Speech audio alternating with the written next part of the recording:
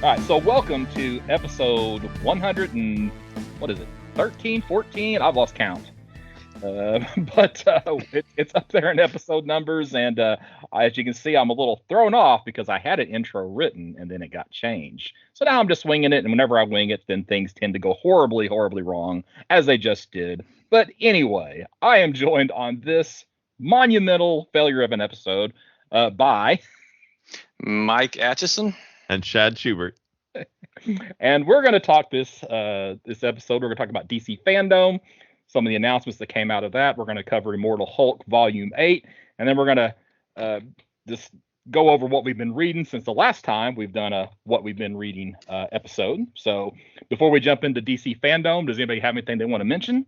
Oh, like who we are and who we're here for, like this V podcast.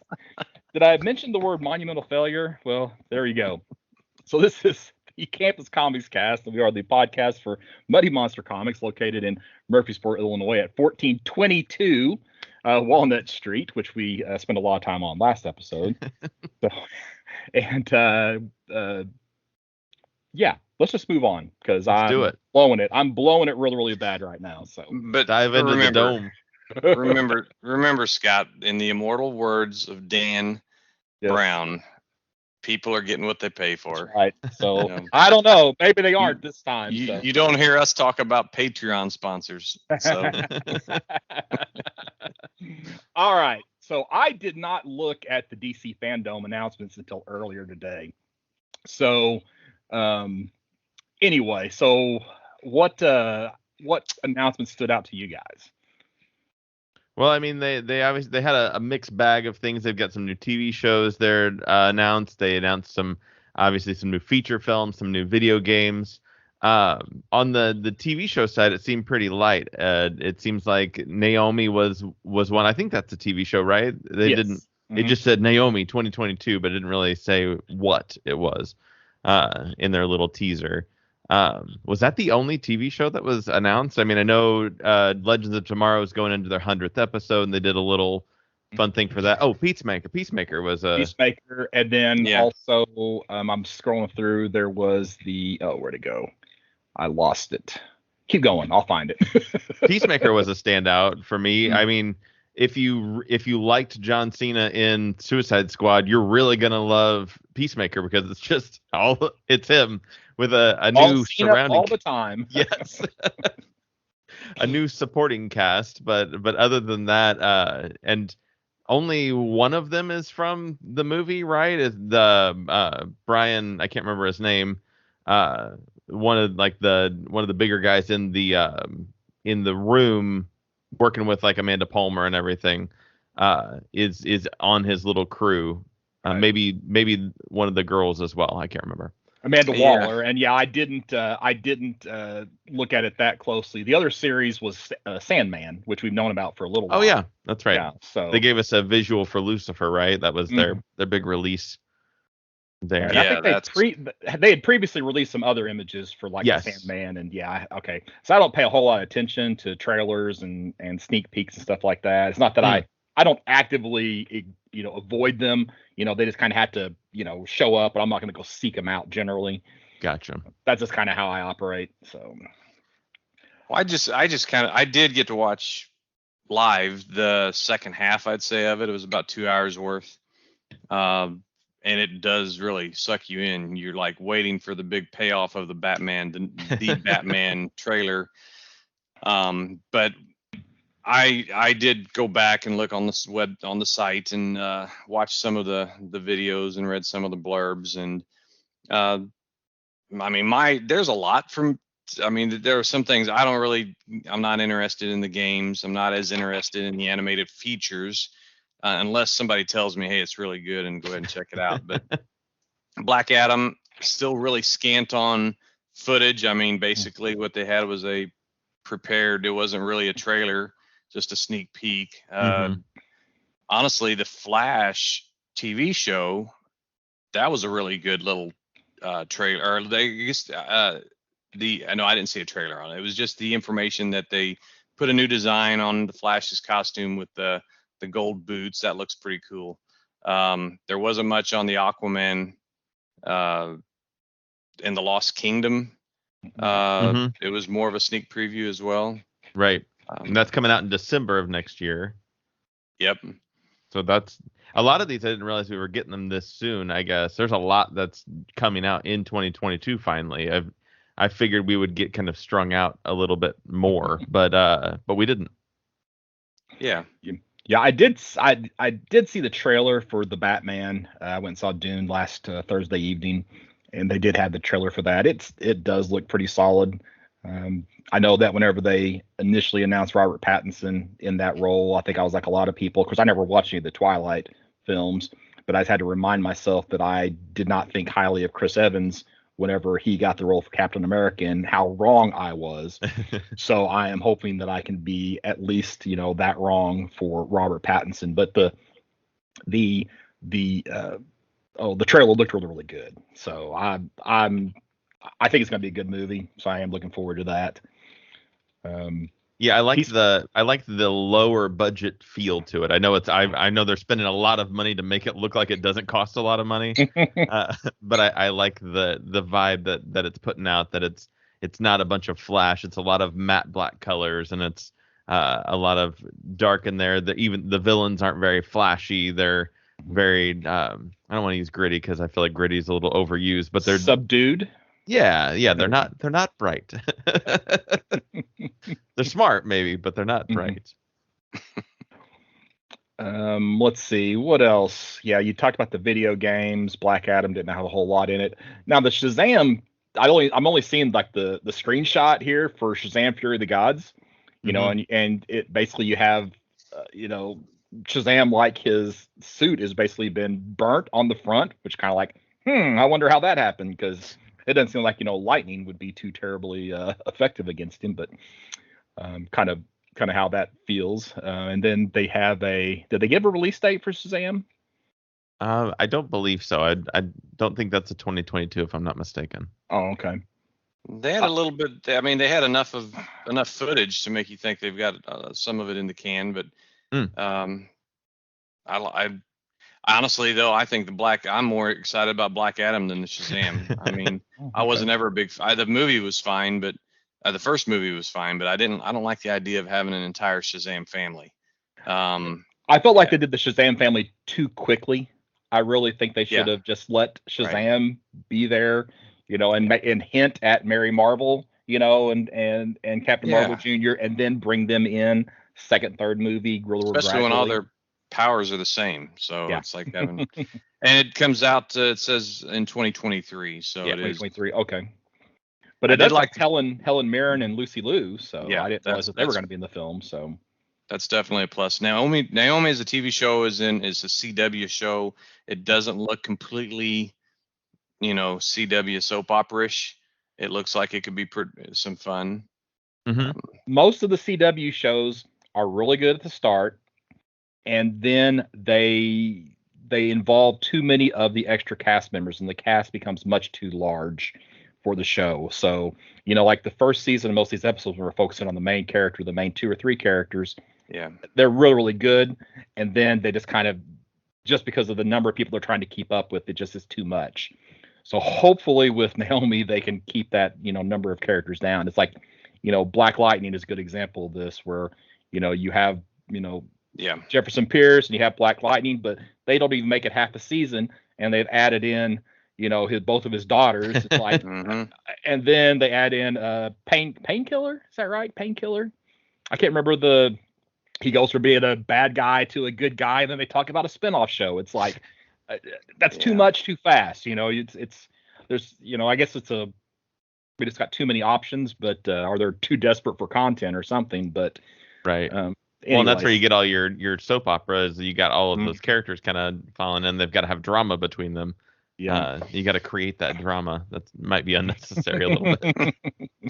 Two of the things that I am most excited for is first the live action Blue Beetle with the Jaime Reyes. I'm sorry, version of Blue Beetle. But you'll notice it does have like Cord Industries in the background, so mm-hmm. I see him being there as a mentor, maybe because the Blue Beetle's I mean that's a 3 or 4 generation character. I mean you go from Dan Garrett to Ted Cord to now to Jaime, and I think there might have been another one in there somewhere, but the other one was Batwoman. It's on its 3rd season, but they have a whole different look to it. It's more humorous. Did you see the trailers at all? I haven't seen that one. No. Any Batwoman either. So yeah, that's they have apparently it's I thought it was Harley Quinn. If you look at the trailer, you'll see what I'm talking about. But they let this mentally deranged person named Alice out of the mental hospital to be in a forced partnership with Batwoman. She's actually Kate Kane's villainous sister. Mm-hmm. So yeah, and she looks. I mean, she acts like Harley Quinn. I mean, it's just, maybe that's by design because that's. But I wish I would just call her Harley Quinn then if they're gonna do that. I believe she was teamed up with Mad Hatter in the 1st season, if I remember right. Okay. And she was supposed to be like the Alice in Wonderland to the Mad Hatter and all that kind of tie-in. That's kind of how she was playing it, or something along those lines. Yeah. I don't even know if Batwoman is Kate Kane in this TV version. No, Kate Kane left. Yeah, because that was Ruby Rose in the first season. Yeah. Oh, so so they didn't just recast the character; they came up with a new woman to be Batwoman. Okay. Yeah. Okay. And then of course Batgirl. They announced details for a Batgirl movie. So, but just basically, hey, there's going to be a Batgirl movie. That type of announcement. The one animated feature I'm interested in is the Cape Crusader because it involves Bruce Timm and it's real. It's J.J. Abrams, Matt Reeves, Bruce Timm, James Tucker, and it's set in the 40s. Got that real film noir look to it. That's the kind of animated feature I'd be interested in. And I guess Bruce Timm said something along the lines that this is the Batman animated series that they wouldn't let him make in the 90s. Like this is they wouldn't let him go this far into the kind of dark noir as he was wanting to. So they're finally giving him the reins to do it. Well, okay, then of course you have Mike's favorite movie, Aquaman and the Lost Kingdom, which is a more mature sequel.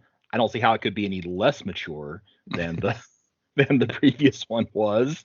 But you know that I'm obviously super excited about that one. Hence the sarcasm dripping off of my lips on that one. I don't know. What do you think? What do you guys think about Aquaman? It's weird that they're not giving us any kind of new characters whatsoever. I guess they're probably keeping that close to the vest, but looks like Black Manta still is going to be maybe our main villain this time around, since he was a secondary villain the first time. Should be, Yeah, and Ocean Master's back, but is he like playing like a Loki type role where he's gonna be kind of trying to repent for his sins as the brother to Aquaman, and is he gonna be on the good side, kind of in like Loki's role in Ragnarok a little bit? I don't know, but I was like, oh, well, these are just the same people. Are we just doing the same movie over again? Well, who knows? And it's the same director, right? Because James Wan. Yeah. So I don't know. It doesn't give me a whole lot of hope, but I guess maybe if I set my expectations low, then maybe it won't disappoint. Just think it's got to be as good as the last one, and then you'll have it real low. You'll be good. Yeah, that's a pretty low bar. That's a pretty low bar. But it was a weird. Yeah, it was the reviews or the people's views on it have varied very widely on their enjoyment level. It was too hokey for my taste, but then again, it wasn't. I didn't think it was as bad as what you think it is. But still, everything's relative. I just thought it had too much story. That was my biggest complaint. Is like we couldn't focus on one thing enough to let it actually develop. It was just became a bunch of just tales of stories. Well, no, the problem was it had no original stories, and it just stole from everybody else's stories. As you stole from Karate Kid, you stole from National Treasure. I mean, you just all these, it's just there was no original story there at all, not even an attempt. I didn't feel like so. And just when the scene that describes that movie and the Aquaman franchise to me is when he offers to pee on the thing. That's just as low as that character can go. That's literally not I would ever see that character do. Literally toilet humor. Yeah, exactly. Twice, because then you also have He also dunked old boy's the guy. head into Yeah. yeah. Well, no, Mhm. he did his dunked himself into the toilet because his helmet got cracked. So I see they had. I'm trying to get off of Aquaman here because I don't really have anything positive to say. But I see they had a Sweet Tooth Q&A. Did they? Do you know if they said anything about the second season? No. Nothing substantial. It was just the main character, the actor, excited that they're going to have another season. Okay. And the big question for him was how many pieces of candy does he eat on the set, which was kind of silly, but hey, it's fine. I have liked that show quite a bit. Did you watch all of it? Yes, I'm all caught up. Yeah. Now you didn't get caught up with that in the last week or two, did you? When you could. No, it's been a while. What'd you think? Your other favorite DC character, the Flash, or actor Ezra Miller? He talked about how they really don't have enough for a trailer he filmed yet, but they had a little teaser. I know you didn't see it, but it does hint. This is a whole hyper time. Different versions of different characters, and this is where we're supposed to get the Ben Affleck version and the Michael Keaton version of Batman and some other flashes. And the only thing I can say is that after the Snyder cut of Justice League, I'm not as down on this actor as I was previously. So I think I am a little bit more hopeful, though I still don't like the version of Barry Allen that they're giving us. But who knows? Maybe I need to sit and watch this trailer and see if we get a little bit more confident Barry Allen. I guess is what I'm wanting to see. So you get a lot more Batman than you do Barry Allen in the trailer. Get a lot more Michael Keaton than you do. And just talking. You don't really get a lot of. There's not a lot of back and forth. There's not a lot of character building. It's just kind of shots of Wayne Manor. There's a backside of a cow. There's a lot voiceover by Michael Keaton, and then just some kind of short shots of reaction. I think more to that. You don't really get a lot of character, an idea of character in this one. It's totally a teaser. I mean, I'm not really keen on that version of the Flash costume with all the yellow streaks through it. I know it's supposed to sort of represent lightning. Makes him go fast. Yeah, but I've never been a fan of that in the comics, much less in TV. But it's got to be better than the costume he had in Justice League. And are you guys? We just barely mentioned Sandman, and I see it's on Netflix, I guess. So I'm a little surprised at that. I would have thought they would have put it on HBO Max, but either way, I guess they cut that deal before HBO Max was like they've been working on it before that. So I guess that makes kind of. I think they used the money they got from Netflix to buy the rights to Sandman to fund HBO Max, probably. Yeah. And you would figure Netflix would be a little leery about working with these, Warner Brothers or Marvel after all the Marvel stuff happened, and it pulling their series and basically saying, it doesn't count anymore. Yeah. I'm excited for the Sandman, though. The more visuals from that, the better. I think we've just gotten a couple stills from it, and I was really hoping that with the little, it wasn't even a teaser as much as it felt like it was like probably the first actual 2-3 minutes of the show when they show going into Roderick Burgess's home as he's summoning what he thinks is death, and Dream shows up instead. I was really kind of digging that whole thing, and was like, oh, this is real. We're gonna see what I've read on the page 3-4 times in real life, and that's going to be really cool. After listening to the Sandman audio drama, I am concerned about this because, like, the audio drama, like, I mean, it talked about Justice League International, and I shouldn't say nobody, the majority of people, when they hear that, are going to have no idea what it is that they're talking about. So hopefully, I would prefer if they'd skip that tie-in in the Netflix series, like they didn't do in the radio drama. Right. So we'll see, though. It's whenever I was reading it, that really kind of felt like it tied it into the DC universe, but now this obviously needs to be completely separate and isolated, and should be. So hopefully they'll pull all that stuff out and gives them other portions of the story to focus in on. So yeah.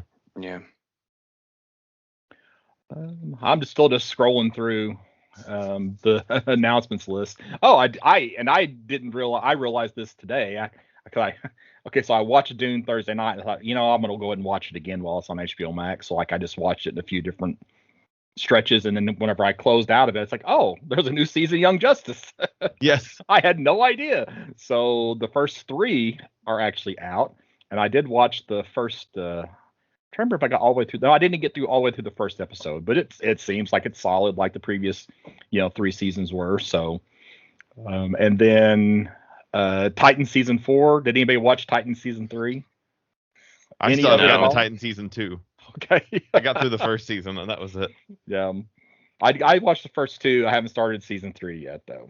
So that's where I'm at too. Okay. I don't know. Anything else from Fandome? There's obviously lots of merchandise you can go and purchase if you are so inclined.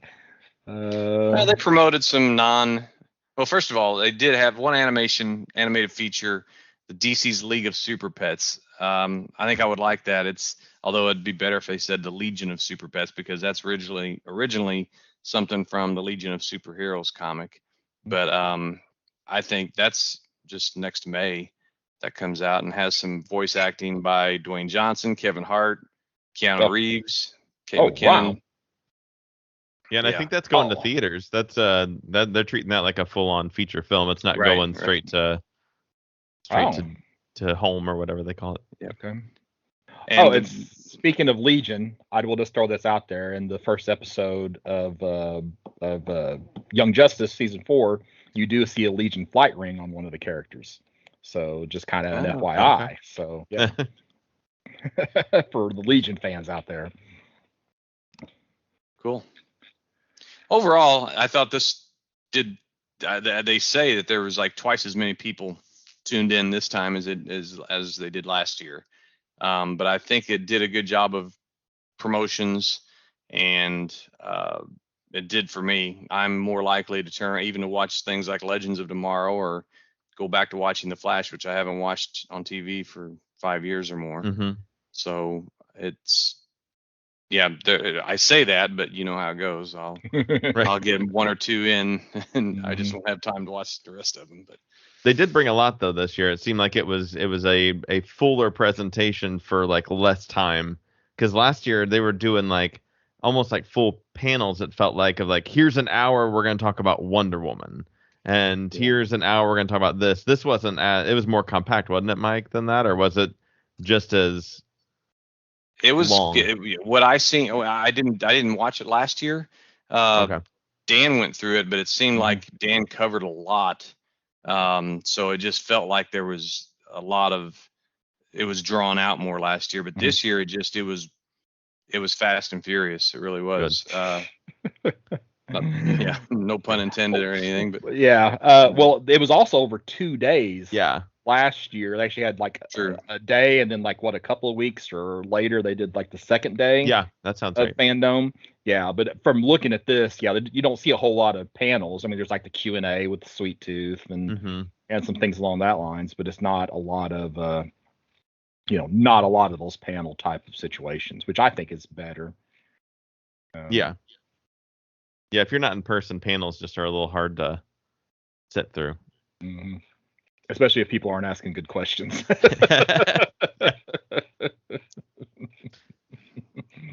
All right. Well, anything else for Fandome? That covers it for me. Okay. All right. So then it's on to Immortal Hulk Volume 8. We're on Volume 8, right? Mm-hmm. Make sure I read the right thing. I'm always concerned that we're going to get into one of these and I'm going to have read the wrong issues or something along that line. So, all right. So, I don't know. Anything anybody wants to mention before we just dive straight into issue 36? I'd say we just dive right in. I mean, this All is more of the trippiness that we've kind of become accustomed to. But go ahead. All right, so we got issue 36, and basically the synopsis for this issue is simply no happy endings. They don't go into a whole lot of detail about what this issue is about, in the synopsis. Now, the first thing I want to point out is that we have a pretty rough time for fans of comic books with the loss of creators apparently during this time. So we're going to see that over the next several issues. Mm-hmm. Here in issue 36, we get a tribute to Denny O'Neil. I believe the tribute is from the Hero Initiative, but it wasn't 100% clear to me who actually wrote that tribute. But it does seem like it said at the top from the Heroes Initiative. Mm-hmm. So all right. So basically, we find ourselves in this issue back in Iowa. We're in the aftermath of the Hulk exploding and actually killing several people. We do, find out that Rick Jones, quote unquote Rick Jones, throws himself between, the Hulk and some of the bystanders to kind of prevent some additional deaths from occurring, and he's actually badly injured. The Hulk is clearly upset by what has happened. He's crying about having hurt his friends. He keeps hurting his friends. And during this process, Gamma Flight shows up and basically just starts pounding on the Hulk in an attempt to capture him. Jackie McGee, our reporter, is there on the scene, attempted to convince Gamma Flight that the Hulk is giving up and that, they don't have to keep beating on him. But Gamma Flight really has nothing of it. Hulk finally does, though, start actually fighting back, and during that process rips off Crusher Creel's arm.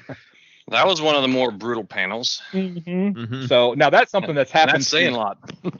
Yeah, that's something that's happened to Crusher Creel several times in the past. Going back to like the Secret Wars, like the Marvel superhero Secret Wars. There's a scene in that where he's some type of metal and Wolverine cuts off his arm with his claws, and he just basically kind of sticks it back up where it's supposed to be and turns back human. And fortunately for him, it kind of reformed properly. So, but anyway. Hulk does finally start fighting back, and then whenever Crusher Creel sees that Hulk has actually hurt Titania, he absorbs basically all the gamma. We're getting kind of an expansion on the Absorbing Man's powers a little bit. We've seen him in one of the past issues kind of turn into a ship. Now he's basically absorbing the energy of the gamma that's in the area. Now back at Shadow Base, they're basically unable to translocate the Hulk or Rick Jones back because of those high levels of gamma that are on the scene. So Samson is set off by Dr. McGowan to go get a flash drive for me because that has information that I need, which is really just a ploy to get Samson into the room where Del Fry is and the other scientists are there. And while Samson is in the room asking for the flash drive, Del Fry escapes from the containment that he's in, kills one of the scientists, and somehow is able to address Leonard Samson by his name. So there you have my notes for issue 36. What in 36 jumped out to everybody? I think the big one is the shape that we see. Why am I drawing a blank? Rick, the shape that Rick is in when he is injured is just a wild kind of. I was trying to figure out, like, did his arm and his head turn into? But that's just a neck that he's got going on. He's a little top heavy. Is like it's crazy. Like it's stretched, yeah. Yes. And it's kind of bizarre, yeah. You know what it reminds me of is it reminds me of those characters in Plop comic. Those weird, crazy, half funny, half scary monsters on the Plop in the Plop comics. Which makes me want to go back and read Plop because it's almost like Joe Bennett and Al Ewing got in a room and said, let's come up with the craziest designs we can. But that's part of the appeal. Yeah, absolutely. Well, and I like that he stays that way through many issues going forward. Yeah, I think they do that partly to show the type of agony that the character is in at this point because of what has occurred. And I guess it has something to do with the gamma explosion mutating his body. So I do get a little bit lost. I mean, I might be going into the second issue saying this, but I get a little bit lost in who's in whose brain and who's occupying whose body. And you got the leader that's controlling Bruce Banner, and then you've got, it's just all these different personalities in one entity. Okay. It's just it's getting almost a little confusing for me. But well, now the leader has not at any point controlled Bruce Banner directly. Right. It's Rick Jones. Yeah, he's been controlling Rick Jones, we found out, and now we're going to find out in the next issue that he's also controlling Del Fry, and he's also been able to control the Green Scar, which is what I refer to as the World War Hulk. Mm-hmm. So it's basically he's controlling different aspects of the Hulk, multi personalities. It's anybody who he can potentially control, anybody who is Gamma that travels to the place below, because and we'll see this in one of these upcoming issues where he can actually kind of take control of some of those doors, and he's using those doors to, basically control the personalities. Right. So that's kind of, and we'll see that more specifically whenever Samson gets there, which have you ever in the next issue. So if you'll indulge me this digression here, have you ever read the Stephen King novels, the Dark Tower series, the Gunslinger and the Drawing of the Three? And I have not. I got about 3 books in, and then I just haven't finished. Well, then you read the Drawing of the Three, and it was very similar with the doors on the beach that you could go through one way, and the gunslinger is walking through, and as he would walk through one, he would actually go into the mind of one of the other characters, Eddie or Odetta or whoever, and he would be in their body, but couldn't control it. But this really, really, really reminds me of that, which is a good thing. I think that's fascinating, almost to the point where you could make a story just about this, and maybe they will someday make a movie about some of the stories within this larger big story by Al Ewing. It's really fascinating. Yeah, I know we're skipping ahead a little bit. There's a visual at one point where the leader has like all these doors around him, and you can kind of go like, oh, he's got them all lined up, like he's ready to take on the world. It's almost like, comics as a medium sometimes does have limitations visually. I think a good artist and a good writer can give you what you need, but there are actually there's just not enough room like you would have in a prose novel to explore all of that. So anyway, that was just a little diversion there. That's fine. So issue 37, here's the little synopsis. When Bruce Banner first came to Shadow Base, he was cut up into pieces and stored in jars. Now Shadow Base is under his control, but Bruce Banner was only the second test subject. Now the first is free. So we have, again, another tribute, this time to Joe Sinnott, who is probably best known as being one of the inkers for Jack Kirby, among others. But I would argue that's probably what he's best known for. And it doesn't say, at least I didn't see where it said who the tribute was by. So it just kind of is an in memoriam. So I assume it's probably one of the editors, or maybe it's another Heroes Initiative memoriam, but they don't actually say that. So all right. So we get a flashback back to Del Fry, where he's basically receiving the gamma treatment from his father, and this is going way back into the story, really kind of back to the first volume, if I remember correctly. So upon receiving that treatment, he's kind of starts passing out and starts seeing the green door. And then we get this sequence that repeats several times, and each time it changes just a little bit. It's like the second time we go through this sequence, you actually see the green door, and you kind of see the leader poking his head, out of the green door. And then we see that the leader is basically saying, hey, let me take the lead.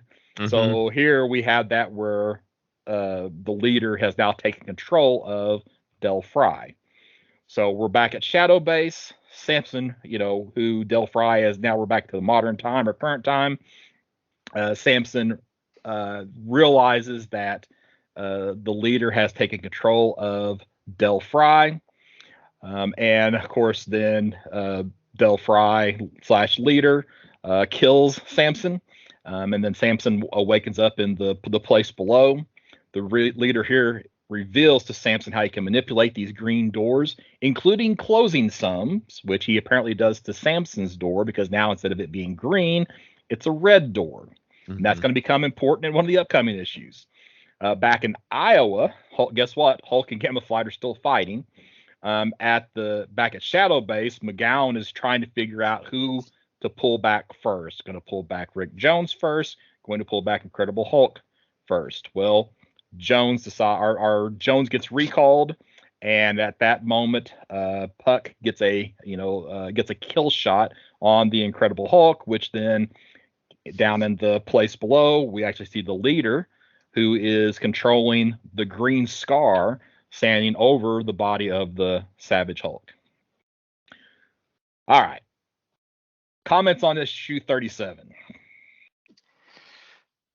I think I commented already on my thoughts on it kind of preemptively, so sorry about that. Well, the inker on this, the colorist on this really shine, like there's a lot of that like neon glow in this, and it looks so good. Just that like balance of the whites and the greens and the whites and the reds to make it look like it's radioactive kind of thing is just really good in this issue, and there's a lot of it. So when you get Delphi walking around, you have to have some good coloring going on there. It's like you almost need sunglasses to read it because it's so bright coming off of the page. Yeah. I do like that now on a lot of these characters, whenever the leader is controlling them, we kind of get the leader's head. Yes. So right. Since it's no longer a secret what is going on, it makes it a little bit clearer to the reader that, hey, oh yeah, by the way, this guy is actually the leader. It would have been nice if they would have been consistent about that all along to give a little bit of a hint to the reader, but I guess they wanted to save that surprise. Yeah. Right. So it's inconsistent, but it makes sense because, we're supposed to be surprised. Yeah. What else? Again, it's kind of crazy how I just feel like the Hulk's invulnerability level just constantly has fluctuated through this. So now we have a situation where we have a one-shot laser that actually kills him. Okay, it's a headshot, whatever. But I think there's a lot of times in the past where Hulk would have just shrugged that off. So I guess it depends kind of on who's writing the character. So yeah, and I guess maybe their weapons are different. They're getting better at Gamma Flight's got good weapons, I guess maybe too. I guess they got deep government money pockets. So, that's right. Which we'll see some of that in one of the upcoming issues as well. So. Yeah.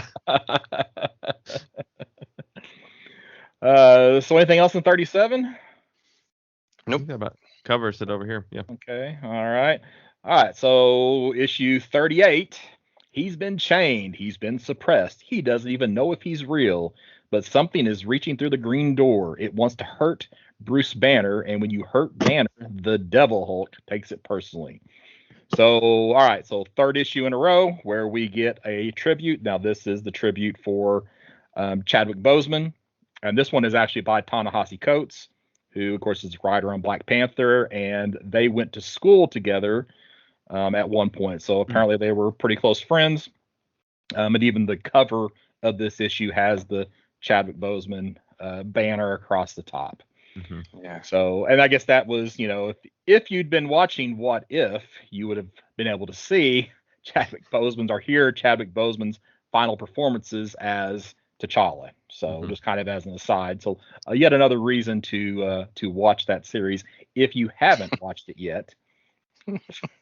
Your subtlety has no bounds. All right, so we're back to a young Bruce Banner. So we get that years ago Banner, who what family keeps Paradise Lost laying around for their kid to read? And anyway, and two, what kid actually is going to sit there and read it or look at or at least look at the pictures. We don't know if he's 3 years old. We don't know if he's actually reading or just looking at the pictures. The mother says he's just looking at the pictures. We have a drunk Brian Banner who basically is calling his 3-year-old a son of monster because he's some type of mutant brain that's reading at the age of 3 when he shouldn't be reading. Now, we do, though, have here this interesting image of, basically Eve at the tree with this snake-like thing wrapped around the tree, which head has a very similar appearance to Devil Hulk. Mm-hmm. But anyway, going back to what's going on in the Banner family here, when the wife says basically, hey, I'll go to my sister's, take him away, Brian is like, no, son needs his father. So transfer over or switch over to Brian or to Bruce's Mindscape, and we see that the Devil Hulk is still chained and has not been able to escape, but he's able to witness some of the things that are going on inside of Bruce's Mindscape. And right now, what he's seeing is the leader / Green Scar dragging the Savage Hulk, or the most childish version of the Hulk. And of course, whenever you mess with the Savage Hulk, you mess with Bruce Banner. That's what makes the Devil Hulk mad. So he's getting upset because someone is hurting Banner and the Savage Hulk. Back to young Bruce. We have young Bruce in his bed, and Devil Hulk is basically offering to kill his father for him. All Bruce has to do is let him go. And we'll come back to that. So back in Banner's Mindscape, Green Scar / leader is pulling a crying Savage Hulk. The Savage Hulk is basically calling out for his daddy. He then pulls him to where Banner and Joe Fixit are chained because they are also chained inside of Bruce's Mindscape. Back over in the below place, the leader is carrying on a conversation, but because of the fact that he's controlling 3 different bodies at this point at the same time, that conversation is going out at all 3 spots to Rick Jones, with the Green Scar, with Del Fry. At Shadow Base, McGowan is surrounded by both Rick Jones and Del Fry, so she translocates back to Samson. He's in the place below, hits Leader in the head, and flees through another green door, which we'll come back to that. And then back at Shadow Base, McGowan again translocates Fry and Jones to kind of save herself, causes some massive damage to Jones, basically translocates half of Jones. Back in Banner's Mindscape, the leader is about to take Banner to his father, and this is what finally pushes the Devil Hulk over the top, and he breaks free from that imprisonment to confront the leader. All right, so let's see. First thing is, for me anyway, is going back to that, the young Banner in his room with the Devil Hulk there. So this is kind of giving an implication that the whole Hulk personality was around way before Gamma ever became involved. So, and then I like this imagery where you have the Devil Hulk holding the apple to hand to the 3-year-old. Yeah, I didn't even pay attention to the apple. Yeah, that's funny. Which kind of ties back to the Paradise Lost image as well. So yeah, I don't know. So what else is everybody thinking on issue 38? This was definitely the one where I'd follow along with Mike, in that it was like took some grounding to figure out where we were at all times. I mean, obviously they do a good job of putting a little thing in the corner as to what location we are, but I don't always pay attention to that. And so going back and forth between the place below and then the inner world that they call Bruce's kind of inside his head, and then going into the real world and kind of bouncing back and forth between those. This was the one where I kind of had to get my footing a bit, because going forward, the next 2 issues, we spend a lot of time doing the same thing. And so there were the first, this one, I was like, okay, where are we at now? Where are we at? Oh, that's right. We're not in the world, the place below. We're in Banner's head, and kind of because the leader is in all 3 places. And so that's what makes it, I think, a little confusing, is that he's got a presence in the place below, in the inner world, and in the real world all at the same time. So that's important. You gotta figure out, okay, he's in the place below, which is where the actual Sam Stearns is at, right, monitoring 3 doors, one of which is to the Green Scar, which is in Bruce's Mindscape, and the other 2, Delphi and Rick Jones are there in the real world at Shadow Base. Yeah. And yeah, it's a lot to take in, so that's for sure. And then when you mix in some flashback scenes Yes. into this as well, yeah, there's a whole lot going on in this issue. So Where's the Devil Hulk from? I've never seen him before. well, I looked this up one time and I had forgotten, but it basically is tied back directly to the abuse that Bruce received as a child. Okay. And I don't know if that's new. I'm trying to think whenever there was a quote unquote first appearance of Devil Hulk. So I'm, kind of talking and looking this up at the exact same time online. Yeah. And it says here that it doesn't give the first page I hit doesn't actually give a first appearance. The creators of Devil Hulk are Paul Jenkins, Ron Garney, and Sal Buscema. So that goes back. So that definitely predates Immortal Hulk. Let's see. First appearance. It doesn't give me an issue number. It says 1999. So if I remember right though, it does tie to his abuse. So Devil Hulk is an alter ego of Bruce Banner, better known to the world as the Hulk in the Marvel Comics universe. The sole aim in his original incarnation, the sole aim of the Devil Hulk is to break free from his symbolic chains and take command over the Hulk, so as to destroy everything and everyone that Banner holds dear. And of course, they've definitely tweaked that a little bit here inside of Immortal Hulk, but it still doesn't tell me what his first appearance is. So I'm just curious. I didn't know. Yeah, I'm not going to waste any more time trying to track that down. So, not that it's a waste of time, but just to keep things moving, right? But I think we did talk about that in one of the previous ones where we kind of talked about the different. Okay, first appeared in Incredible Hulk Volume 2, number 13, April 2000, is what it says here. Also, okay. Paul Jenkins, Ron Garney, Sal Buscema. Gotcha.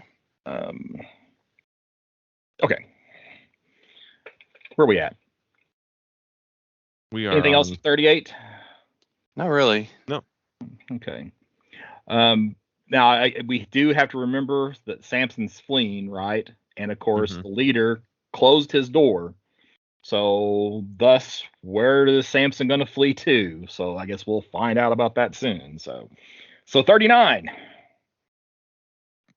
Some time ago, an outside force entered Bruce Banner's system. The devil says it's the Green Scar. The Green Scar says it's the devil. Maybe they're both right or both wrong, but only one of them can be the Immortal Hulk. So we have a flashback to the Below place where the leader is talking to Brian Banner and basically says, hey, let me take over. But to do this, he has to absorb Brian Banner in this very eerie and disturbing way. His face literally splits in half and he kind of absorbs him through this sucker thing. It's almost like the inner mouth of the alien xenomorph. Yeah, aliens. So the leader explains his plans to the one below all, and this is that cloudy entity that's in the Below place, that he plans to use the green door to enter Banner's mindscape. Back in the mindscape, Devil Hulk is basically making quick work of the leader, because the leader basically thought he had him chained, and that the leader felt that he was, in Banner's mind, the leader was the strongest one that there was, so he should have the most power. But in fact, the Devil Hulk actually has a little bit more power. The leader turns back into Brian Banner, and the Savage Hulk, who has just kind of been, it's so weird to see the Savage Hulk crying. It's kind of, that was almost as disturbing as anything else. Yeah. So you have the Savage Hulk seeing his father, and he doesn't want his father to die. And in fact, he doesn't want any Hulks to die or Banner to die. Even though it's been puny Banner, the entire time. He doesn't want anybody to die. So leader uses this opportunity, or actually the leader turns back into Brian Banner. Savage Hulk doesn't want to see his father killed, so the Savage Hulk gets up and is basically holding back the Devil Hulk. And the leader takes advantage of this opportunity to apparently kill the Devil Hulk. Not 100% sure that he's actually going to be dead or not. and then takes Banner out of his mindscape, leaving only Joe Fixit and the Savage Hulk in Banner's mindscape. Back at Alpha Flight Station, we have this, I don't know, chained up, not so much chained, but locked away, beaten Hulk. Next, we see where Banner has been taken. Now, I'm really not sure what is happening here, but we have this very clearly image of a tormented Banner in some shape, form, or fashion attached to the remains of the Devil Hulk. So all of that has been pulled in by the leader out of his mindscape into wherever it is that Bruce Banner is now. And it's just loaded with green doors on that last page. It's just green doors everywhere. How green can it get? Yeah, I need to look at that image again myself just to kind of see it.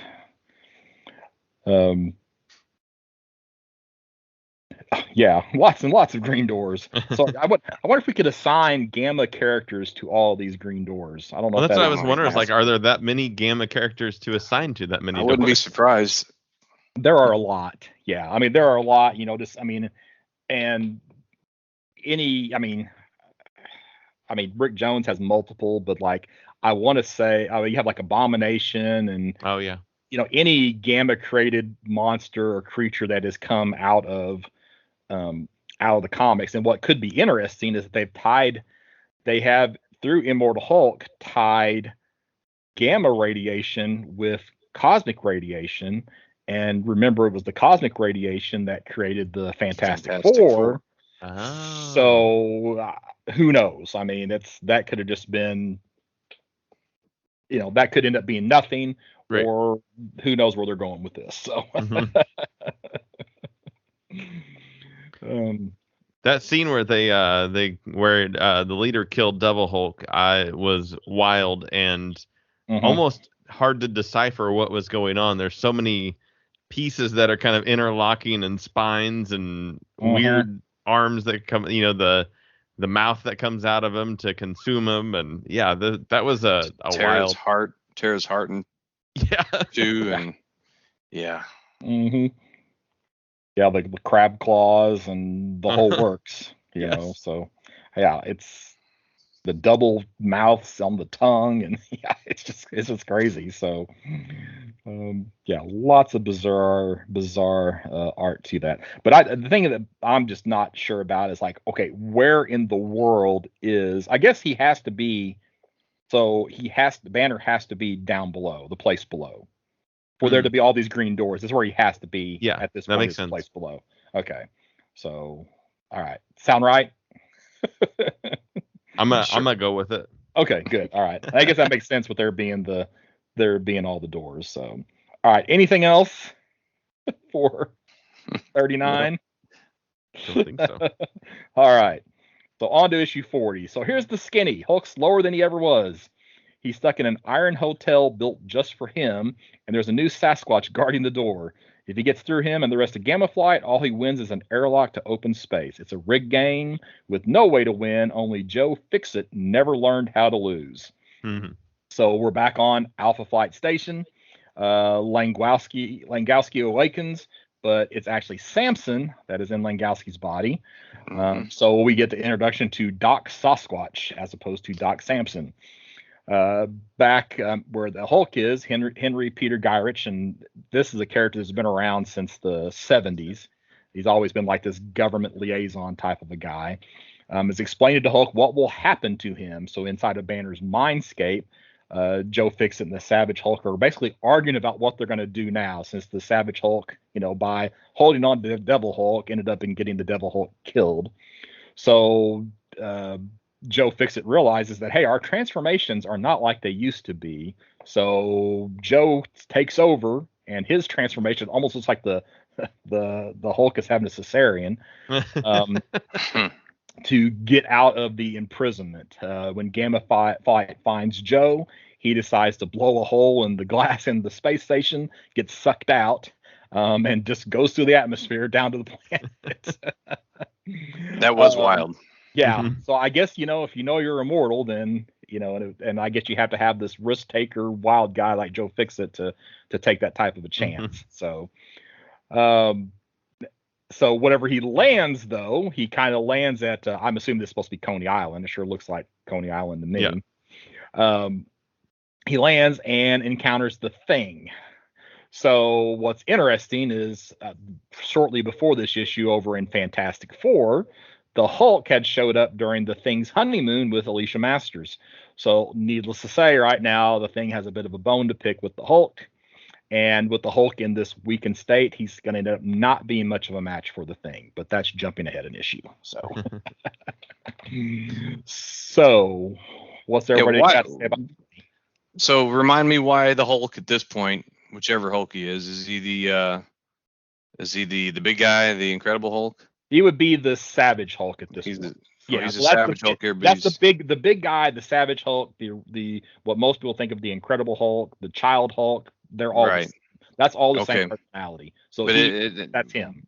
Okay, why is he all emaciated here then? I guess because of the loss of Gamma. So remember back in Iowa. Stearns. Yeah. That, and also back in Iowa, whenever Absorbing Man absorbed the Gamma. Okay. So he probably kind of took some of Hulk's Gamma as well. So I gotcha. They did that. That's my opinion. They didn't really, like, the last time you saw Hulk prior to this, he wasn't that emaciated. So I don't know, why he necessarily was emaciated now. It could have been that somebody was. That's one way they were holding him. Maybe was by absorbing his Gamma. Mm. So who knows? They don't. As far as I can tell, they didn't say. So. Yeah. He's kind of floppy as he's changing, as he's falling down. And he's as they're doing the transformation, he's that way. So it doesn't seem like anything happened on the way down that would have caused it. So yeah, that makes sense that maybe it was in holding. Mm. But he was kind of that way back whenever he was in the chains as well, right? Mm. I think so anyway. It was a much smaller version of the Hulk. So yeah. I got a kick out of when Joe Fixit confronted the Gamma Flight team. Doc Sasquatch says, "This is Joe Fixit, but he's hairier than he used to be." And Titania says, "Look who's talking," and all. Yeah. Carl Creel just goes, "Ha!" That was, like, he got the biggest kick out of that. That was funny. Yeah, it's a nice little interplay, and some of these characters just you wouldn't really think would be like a great fit, like Puck, and yeah, I think they do a good job with these with this odd mix of characters. Absolutely. So I don't know, anything else from these issues? The birthing of Joe Fixit is probably my favorite thing over the entire 5 issues, and him popping out and going, "You guys haven't been around for a while, have you? You don't know how we changed now." Yeah.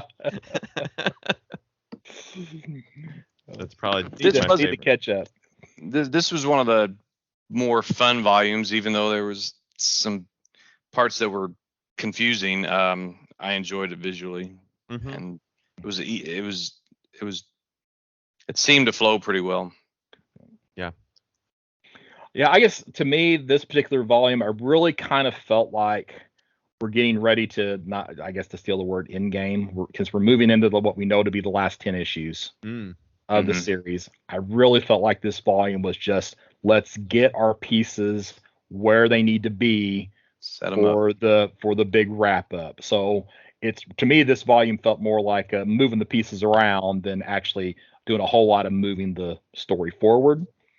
Other than everything that's going on in the Mindscape to, with all the Hulks. Right. But it'll be interesting to see, to me, how much of that, sticks. Because are we going to end up with just, when this is all done, is there going to be no more Double Hulk and no more Green Scar, and we're just going to have, Bruce Banner and the Savage Hulk, and is Joe Fixit even going to make it out of this? So it's kind of what we're left with at this point. So makes sense. One thing this whole Al Ewing version of the Hulk has done, the Immortal Hulk, makes me very eager to find out what the next version, the next story, the next way of telling the Hulk story will be. I forget who's even writing it now. Donnie Cates. Yeah, your buddy Donnie Cates. Yeah. But we yeah, talked I'd like, about this yeah. because, like, I I, don't know, you remember from previews, right, where they showed mhm, like this Hulk in armor? It's like, Hmm. one, why does Hulk need armor?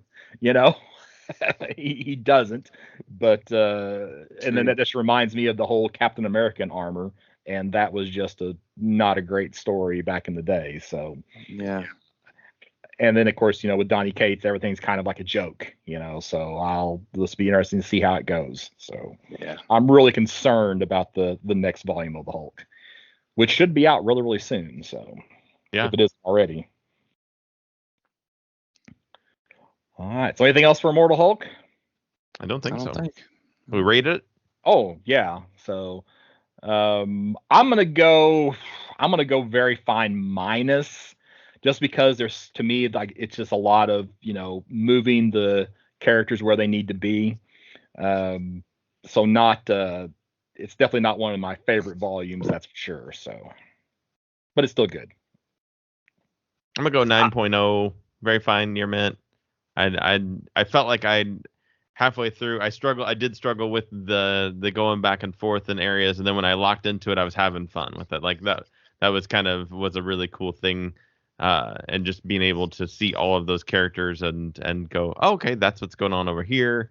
And it really feels like you said, we are getting close to end game and things are closing in, so things are kind of, they're not wrapping up quite yet, but we are getting the full picture, which I like. I'd give it an 8.5, which is very fine plus, right? Yep. Yep. It's just like I said earlier. It's just been. It was even though there were some confusing parts with.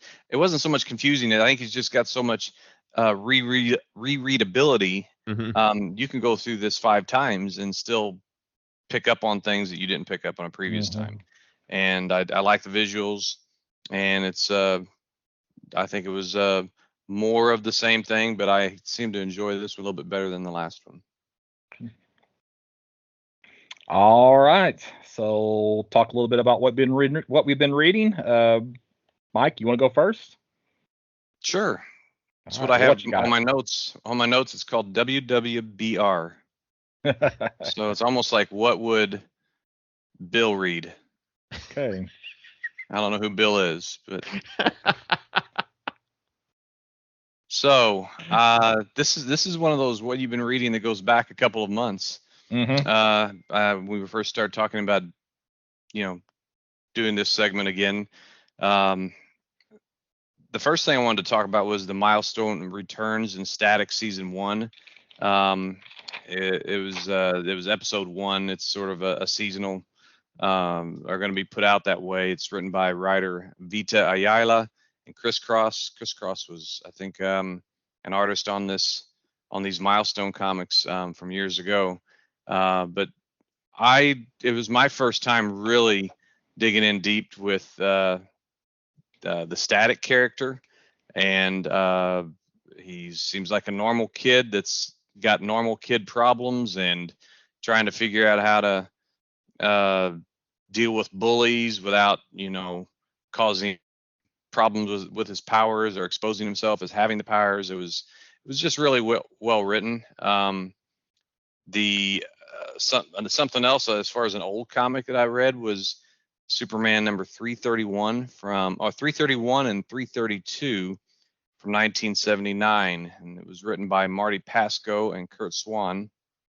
Um, this was sort of this is just one of those classic 2-part Bronze Age stories where you have, this is back in the day when Lana Lang was still fawning over Superman and trying to get his attention. And in this particular story, there was a guy named Carl Draper, and I think this is what drew me to the story. It's about a guy that's called the Master Jailer.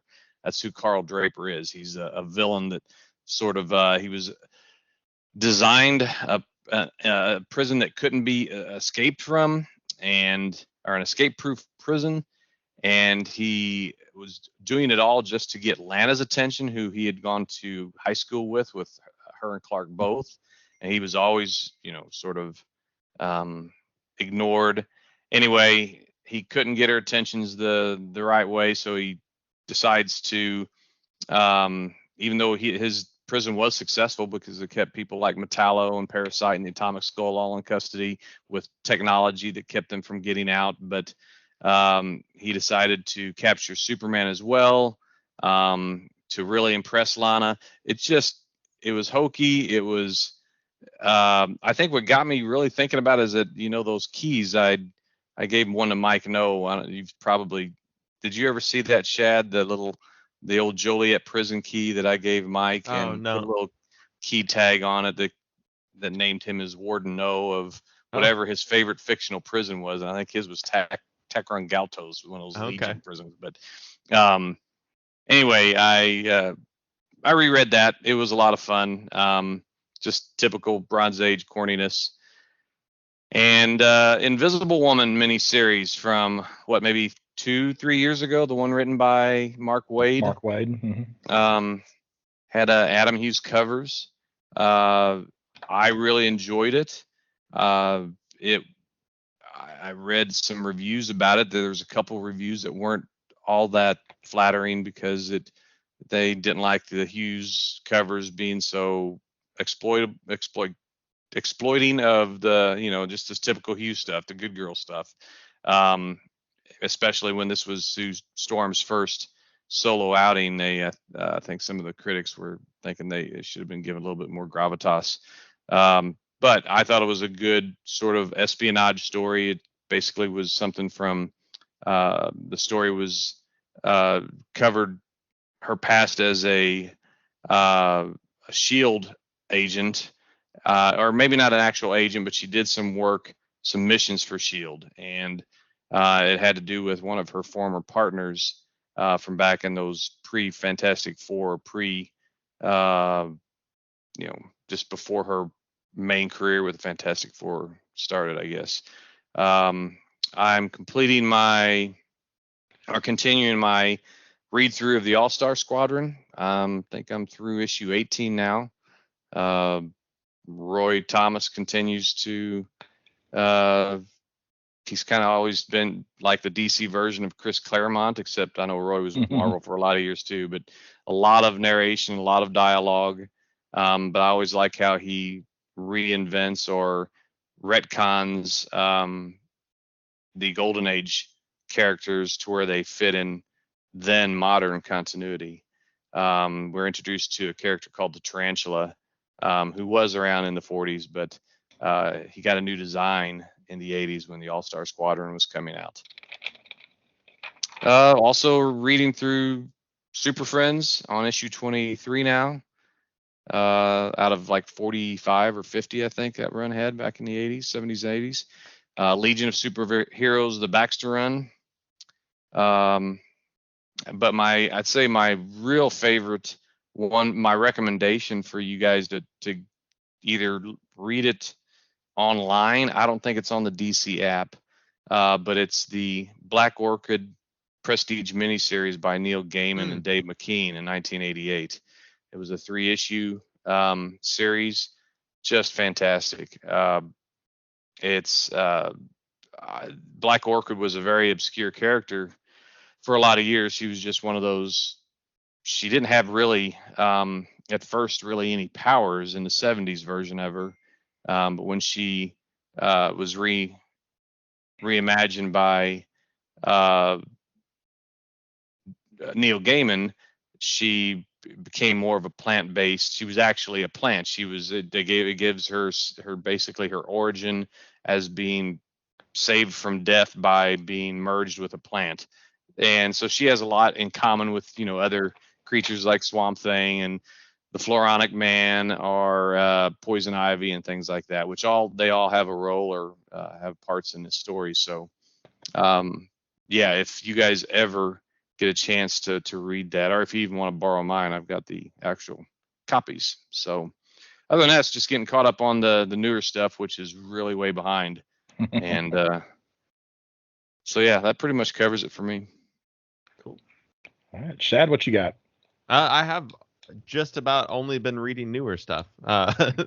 So a lot of starting of series for me this time around. I started reading a series that Image is doing called The Me You Love in the Dark. The third issue's out now. I've read the first two issues. It's a Scotty Young and Jorge Corona thing. That's the same team that did that Middle West book. And it's an artist, like a drawing artist and painting that is looking for inspiration and goes to buy a new house and of course finds a creepy haunted house to purchase, and the entity that is haunting the house starts to kind of interact with her and give her a little bit of a muse, and there may be a little bit of a romantic relationship between the creature, whatever it is, which hasn't really revealed itself too much quite yet, and the artist. So that one's been a pretty cool read so far. And then I started reading Beyond the Breach, which is from Aftershock, and it's written by Ed Brisson and art by Damien Causerio, perhaps. And this is a couple issues in as well. And both of these are mini series. They're 5 issues, if I remember right. And Beyond the Breach is about this mom who has a small child, and they excuse me. There's a kind of an opening, a breach of these alien creatures in California, and there's these just nightmarish Cthulhu Lovecraftian kind of creatures that come out and are kind of taking over the world. And so this mom and her small child are running away from them. They befriend this little creature that is is from the same world that these other monsters are from, but is more of I guess kind of an Ewok type scenario where it's nicer and wants to help out and isn't trying to destroy the world. And it's been good so far. They've met a couple other survivors, and it seems like it's going to be kind of a almost post-apocalyptic survivor's tale type scenario by the time it all wraps up. They describe it as a sci-fi road trip. What was that title again? That's Beyond the Breach. Okay. And then Boom has got an ongoing, a mini series that they're doing called Mamo, Mamo, and this is written and drawn by, I think the name is Sass Milledge, Sasmiledge, and I've never had never heard of this person before, but this was one that when we were going through previews, I was like, I like that cat that's on the cover, and so I'm gonna buy it just on the cat. But it's a really cool story about a small town, and evidently every small town in this world has a witch that kind of looks over the town and makes sure that nothing bad happens. And their witch has recently passed, and the granddaughter of that witch is in town, I guess, to mourn and kind of wrap up business, but has no interest in being the witch for the town. But there's a girl that's in town with her cat who is looking for guidance from the town witch, and so she seeks out the granddaughter and wants to hey, this is your job. You're now the witch. I need your help. And the young witch refuses to do anything, and so it's just the story of them befriending one another and finally getting her to do what she needs to do and to save the town and hopefully step up to actually be the town witch. It's a simple little story, but it's been good so far. I think the first 3 issues out of 5 are out on that one. And then out of Aftershock again, there was a book called Bunny Mask, and this was Paul Tobin and Andrea Moody, and this was the story of a guy who gets trapped by this person kind of in a backwoods kind of scenario, and he's put down in these caves. And there's the guy that captured him has a small daughter, and they're both stuck down in this cave. And this guy's kind of seems like a serial killer type scenario. And this entity, this kind of woman wearing a bunny mask and glowy eyes, comes out and kills the guy, the bad guy, and releases the small child, the daughter, and the guy that was captured.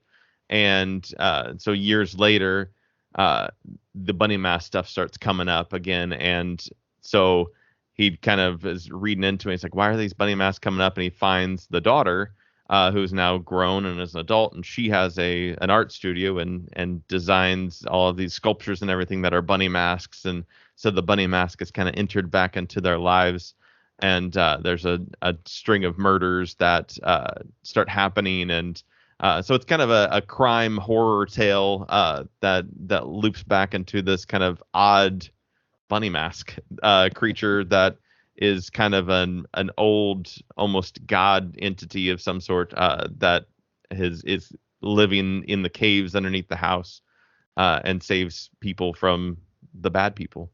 And it looks like they're going into a second run of this, or not second run, but they're going to continue it on next year. But this original one was just a four issue miniseries for that. And a couple more I've been reading. Basilisk is a book out of Boom. This one I would recommend anybody pick up and read. It's been really good so far. First 4 issues tell a complete story, and it has decided that it was going to continue on as an ongoing. But the premise behind it is there are 5 young people that are called the Chimera, and they possess different powers, kind of in the same idea of like the airbenders control, or the avatars control, like the fire and the water, the earth and the air. Elements. Yeah, the elements. Thank you. Yeah, kind of in those same things, but this is the 5 senses is what they control. So like one of them controls smell and sight and so on and so forth. And so they have a hive like mind where they all think together and roam. But one of the Chimera has left the group and is trying to warn everybody about them because they're kind of destructive, and goes into this town to say, hey, these guys are coming. We have to protect ourselves from them. They've escaped from, I think, some sort of mental institution. But that's written by Cullen Bunn, with Jonas Scharf as the artist behind it. And then I've also been reading Primordial. The first issue just came out last month. That's the new Jeff Lemire book with Andrea Sorrentino. That's been a pretty cool concept of what happened to the animals that they shot into space and back in the yeah. And I think it's going to get pretty weird. The first issue was pretty just kind of set building. Here's what's going on.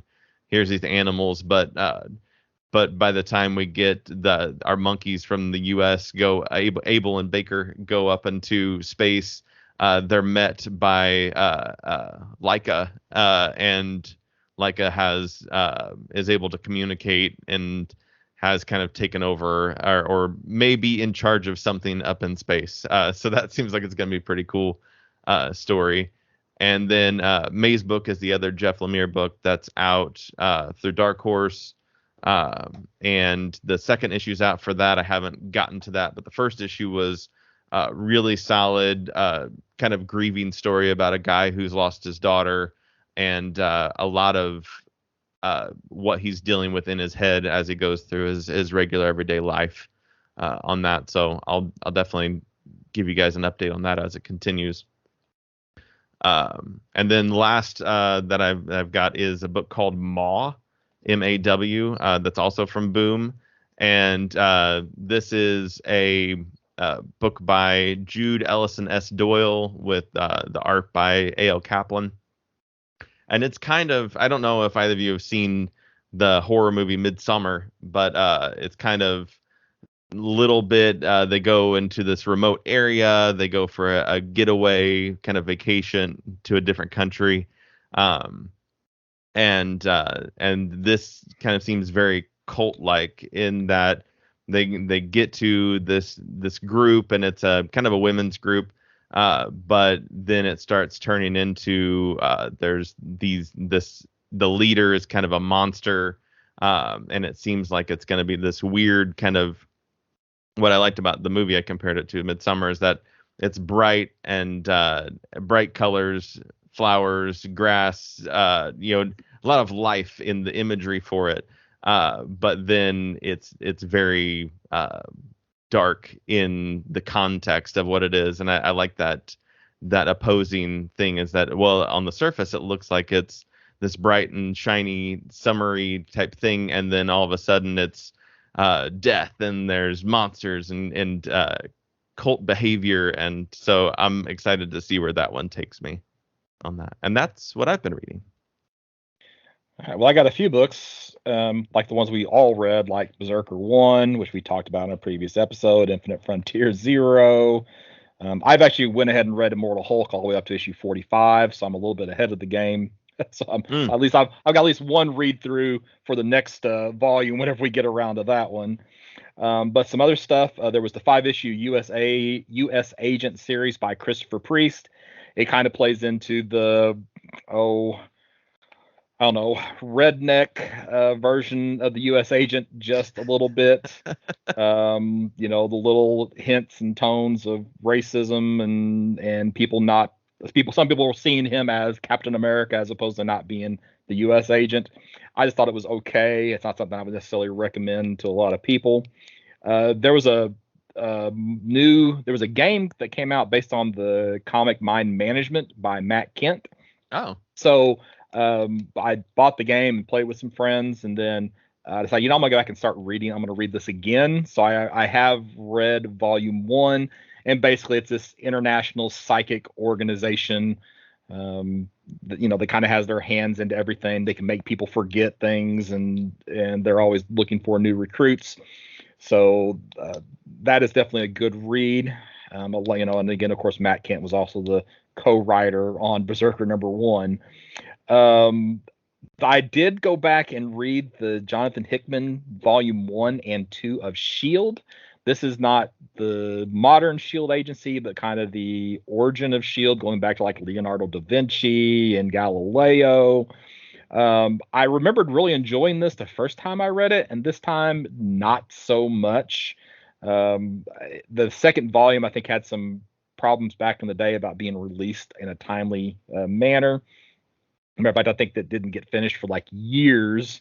It was before like the last issue or last 2 issues of volume 2 were released, but it didn't really grab me like I remembered it grabbing me the first time that I read it. Then there was also Nick Fury versus S.H.I.E.L.D., which was a 6-issue prestige format series, and that is one wordy book. You're Mike, you're talking about, Claremont and Thomas liking to have all the words. Well, this book is oversized to begin with, as far as number of pages, and then has lots and lots and lots of words in it. So it's almost like reading a novel as opposed to reading a comic. Because of what's going on with Echo, we talked about that Phoenix Song Echo series that's going to be coming out.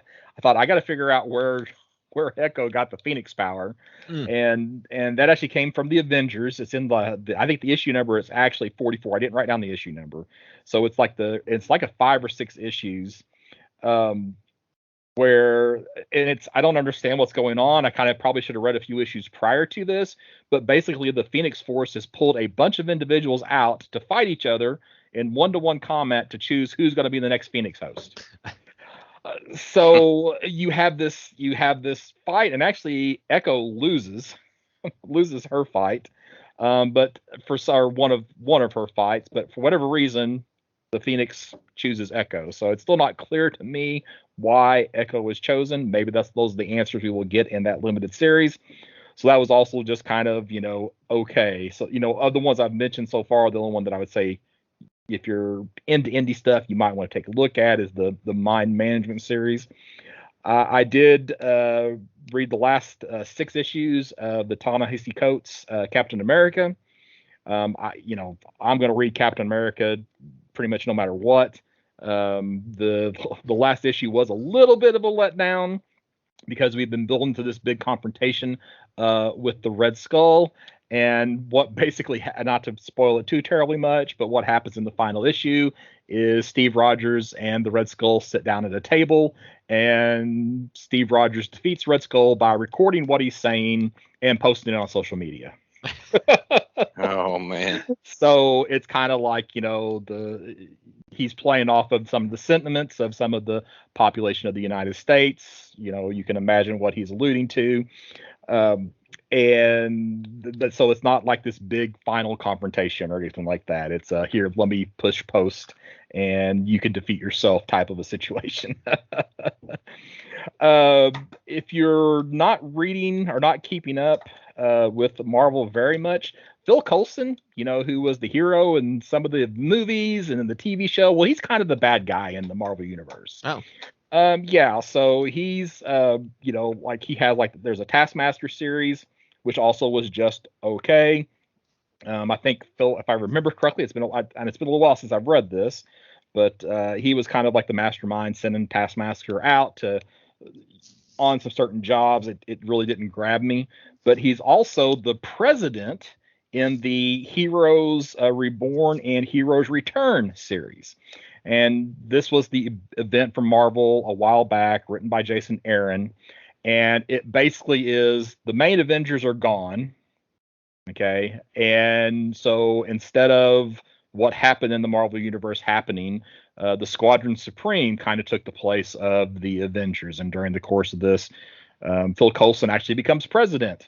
So if you want to know how a Marvel writer would take certain Marvel characters and basically have DC versions of certain Marvel characters, then this is a series for you.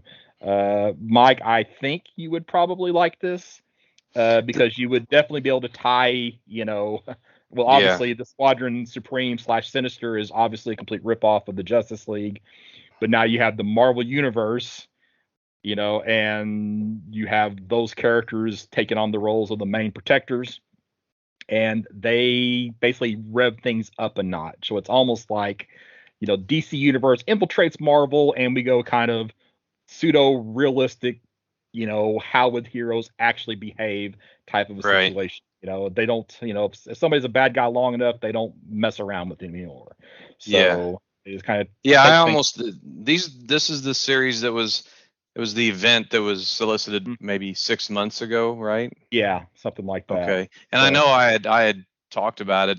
I planned on getting it. I just never did. And maybe now that'll be my excuse to get the Marvel streaming app or the digital comics. And I liked the story, but you go in knowing that this is not going to change anything.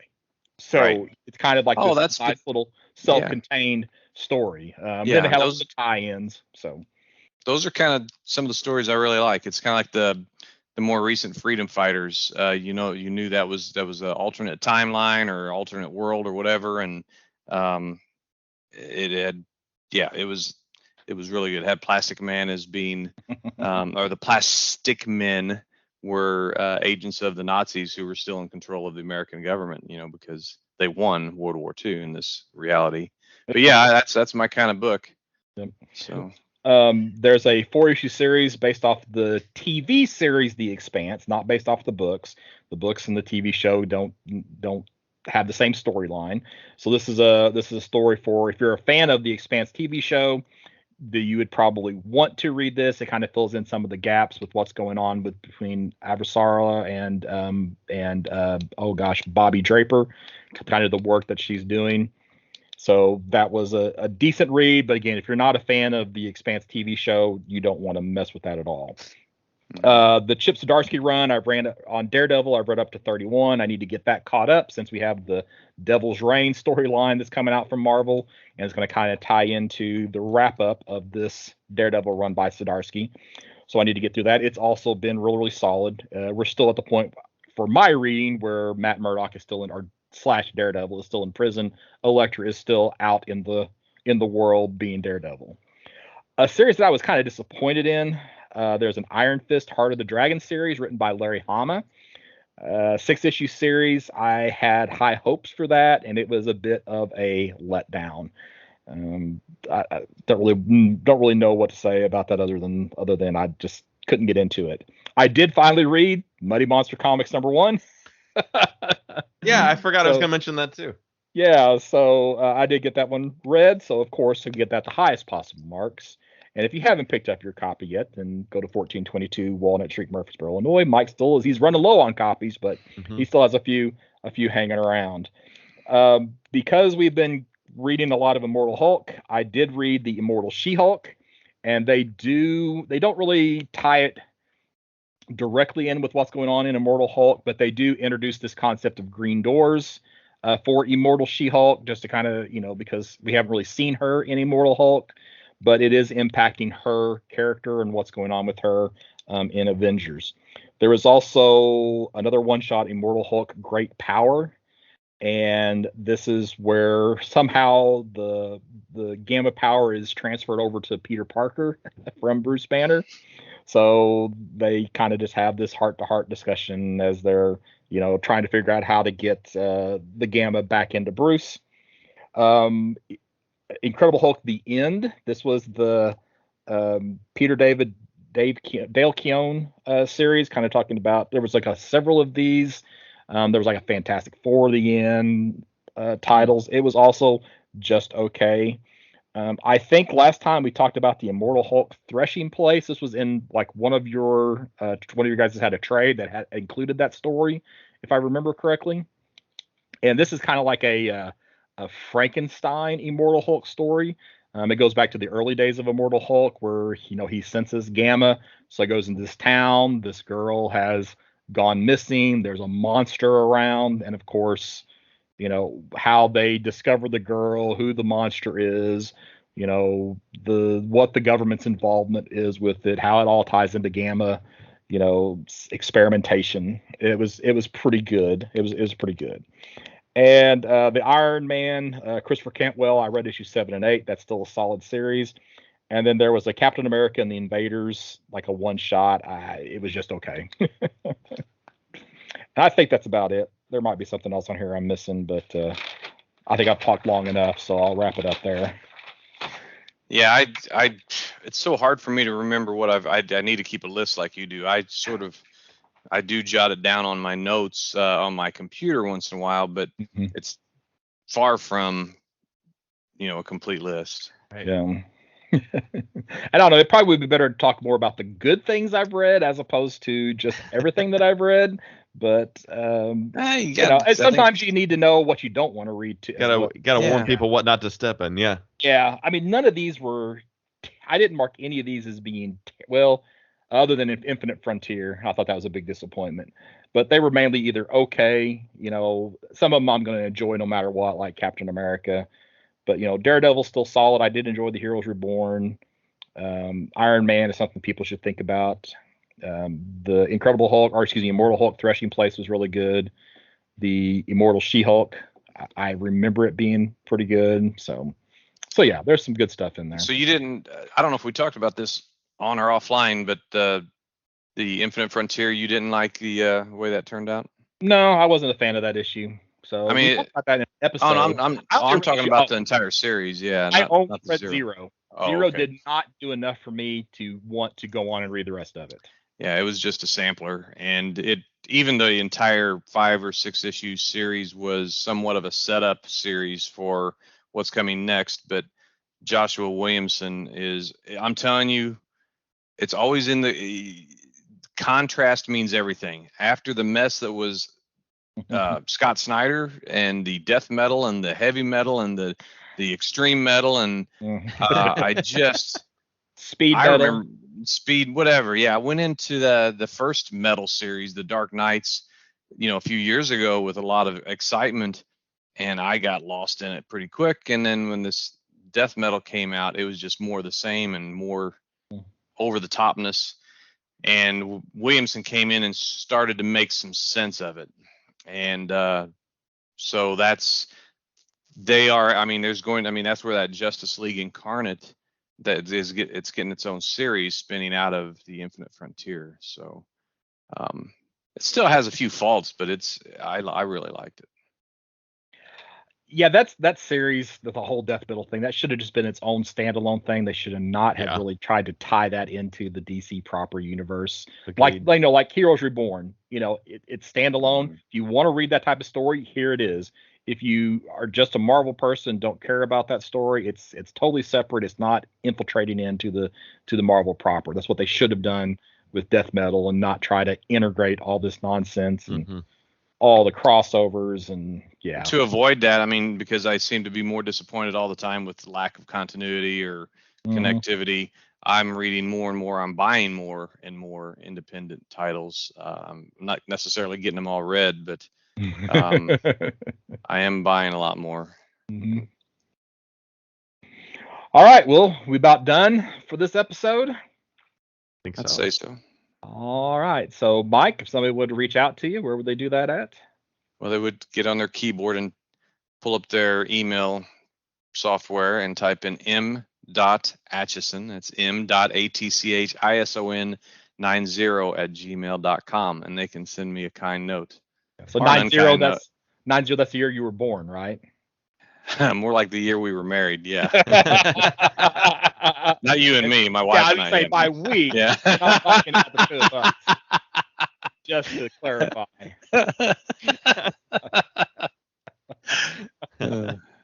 Shad, what about you? You can find me on Facebook, Instagram, and Twitter at Shad Schubert. That's SHAAD SCHUBERT. And I'm Scott Reed. You can find me at burgcomics.com, BURGcomics.com. Has links to my social media, the eBay store, Instagram, Facebook, etc., etc., etc. So thank you for listening. Sorry for the complete train wreck for a beginning of this episode, which probably won't be edited out. So I think we made up for it. Yeah, I would hope so. At least maybe you guys made up for it with our charm. That's we just use our charm. Yes. Yeah, that comes through so well audio, right? Yes. So, but anyway, thanks for making it through, and we'll be back fairly soon, I believe, with the previous episode. So talk to you then.